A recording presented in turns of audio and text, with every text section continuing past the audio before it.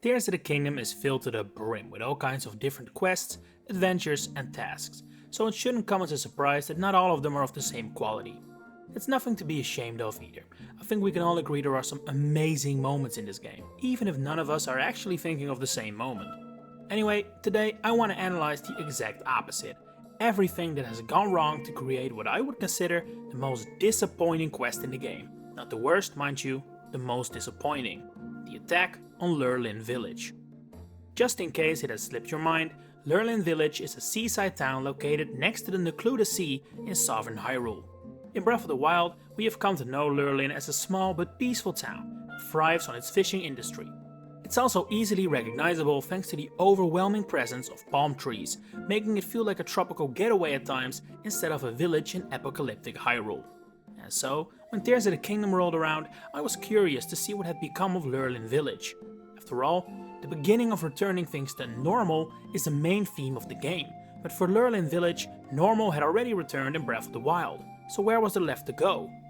Well, I didn't have to wait long for my answer, because as early as Lookout Landing, we are told Lurelin Village has been struck by tragedy. Pirates have attacked, forcing the inhabitants of the town to flee and scatter all throughout Hyrule. And as a result of that, players are constantly reminded of the situation in Lurelin Village, no matter where they go. Refugee shopkeepers point you towards it, newspaper NPCs at stables do the same. It slowly becomes abundantly clear the game wants you to visit Lurelin Village, even if the main story doesn't require a trip. In fact, not only is the side quest Village Attacked by Pirates obtained in Lookout Landing, miles away from Lurelin, and assuming you didn't go out of your way to travel in that direction, much earlier in the game than you would usually end up going there, its sole purpose is also to set up the side adventure Ruffian Invested Village. It literally serves no other purpose. The quests begin to overlap almost immediately after. All this chatter really piqued my interest, and expectations were beginning to build. If the game hypes up the problems in Lurelin Village this much, then it must lead to something good, right? So after all these hints and suggestions and possibly a few solved regional phenomena, the time has finally come to visit Lurelin Village. Close to a nearby shrine, we encountered two familiar faces from Breath of the Wild. Town leader Rosal and construction legend Bolson. They look down over what remains of the town, as smoke emerges from the site below.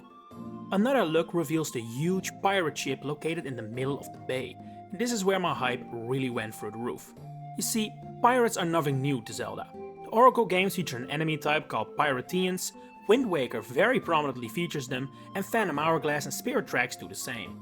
Earlier in my Tears of the Kingdom playthrough, I had found out Gleeoks had made their triumphant return, and would you know it, those had previously appeared in the exact same game as pirates.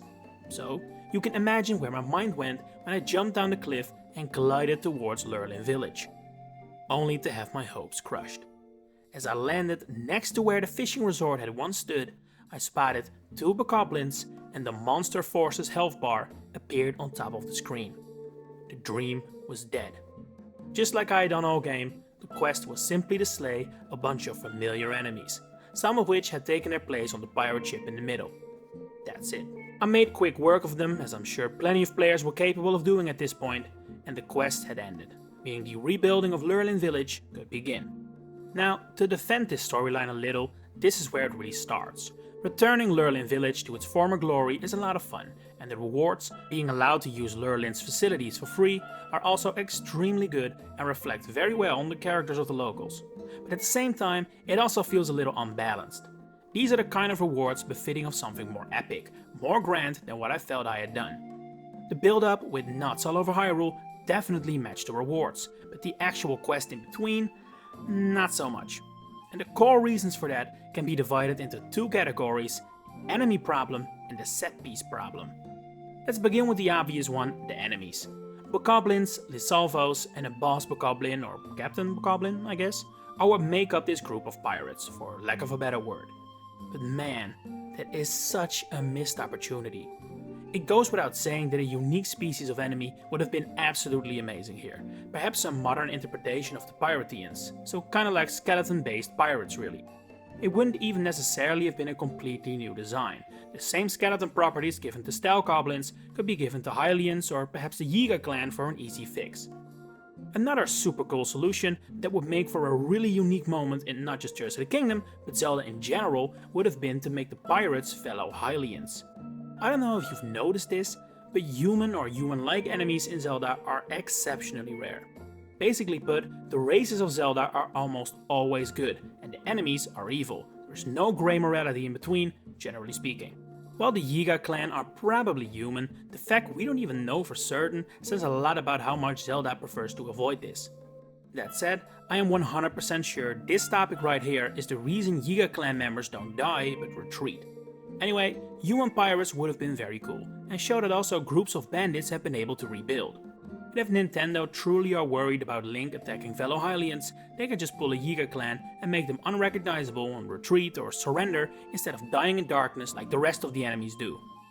And then we come to problem number 2, the set piece problem. I've just explained to you in detail how much this quest would have benefited from different enemies, but the truth is that I wouldn't be completely against the idea of reusing enemies like they ended up doing. But only if the game could really make me believe these bokoblins are pirates. And at that, it has spectacularly failed. This pirate ship doesn't feel like a vessel, like the floating headquarters of these crafty enemies.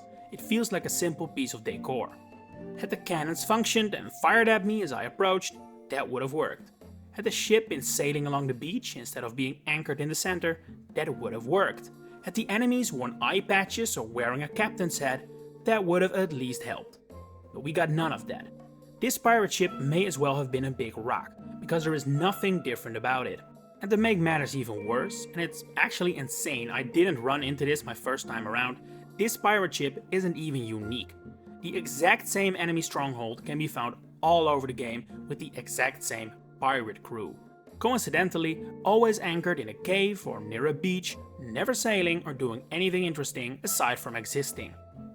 But what that means is that if you had had a slightly different journey from mine, you would have already seen, fought, and probably beaten this entire pirate crew before, and I thought I was let down. That must have felt even worse.